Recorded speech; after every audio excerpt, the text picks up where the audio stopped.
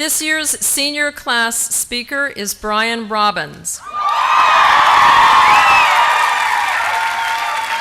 Brian comes from Malvern, Pennsylvania, and will receive his degree in sociology with a minor in Spanish. Brian?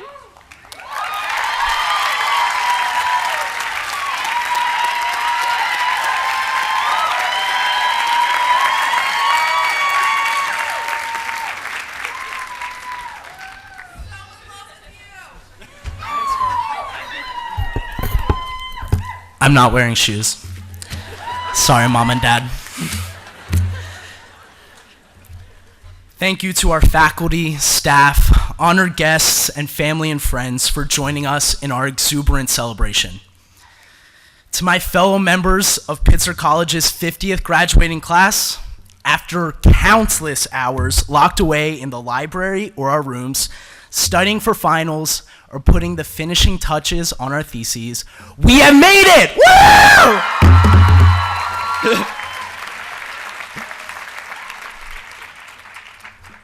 I was sandwiched between my professor, Susan Phillips, and my good friend Beatriz in the back of an old pickup truck driving through the sun-drenched desert 15 miles away from the Mexican border. Our Pitzer in Ontario class was spending the weekend along the border to take the theories we had learned about United States immigration policy and place them in a real-world context. We saw the desolation of this area. We felt the immense heat of the Southern California sun beaming on our skins. We assisted a group of volunteers who put water stations along a 20-mile stretch of the desert for migrants who often go without hydration for dangerously large amounts of time in hopes of safely arriving in the United States. With each stop at every mile marker, I jumped out of the back of the truck and grabbed a shovel out of the bed. I amazed myself at the fervor and urgency at which I dug into the dry soil. While Susan and Bea placed the plastic container of water into wooden boxes, I secured the bright neon blue and orange flags that would indicate a water source for the weary sojourners as they crossed the desert. We often saw the belongings of the immigrants strewn across the desert floor: blankets, Barbie dolls, sneakers, and burner cell phones. We worked in silence, and my heart felt profoundly heavy as I realized that my position within American society meant that I would never fully understand the pain and sacrifice that the people who crossed this desert, some of whom are sitting in this audience with us today, endured and continue to endure in this country. After we finished our work, I drove our class in our Pitzer minivan to our lodgings at De Anza Springs. While my classmates and professor chatted jovially, I drove in silence and wrestled with the state of affairs of our nation's immigration policies. Once we arrived, we strolled into the clubhouse of the RV park to check in.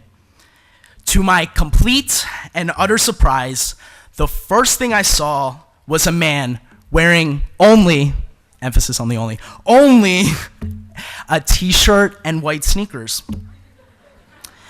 He was belting out a karaoke version of Billy Joel's You May Be Right with a complete choreographic routine. Apparently, we were spending the night at a clothing-optional vacation resort, and I completely missed the memo that the only other motel in the middle of the desert was completely booked. My jaw had dropped to the floor, and Susan reminded me on how to enter communities respectfully.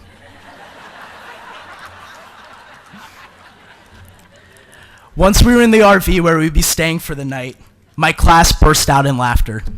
It was that kind of laughter where you're just doubled over and tears are streaming down your face and you've lost control of your body. This, my friends, is the essence of Pitzer College.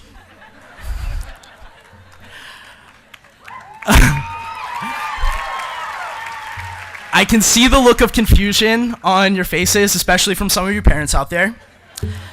You're probably thinking something like this: Brian, the fact that you're equating the essence of Pitzer College with your experience of encountering happy hour at a nudist colony is a little bit concerning. Let me reassure you, Pitzer students are serious about their work and academic interests.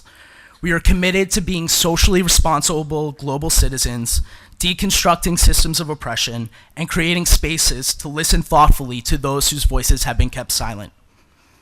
We connect the academic theories from our classrooms and take them out into our communities and into our world. We have worked diligently, and every member of this graduating class has sincerely earned their degrees. Parents, you can be confident that your student received a world-class education in our classroom. In the past 4 years, we have been challenged to expand our worldviews and learn about the challenges that our global community faces.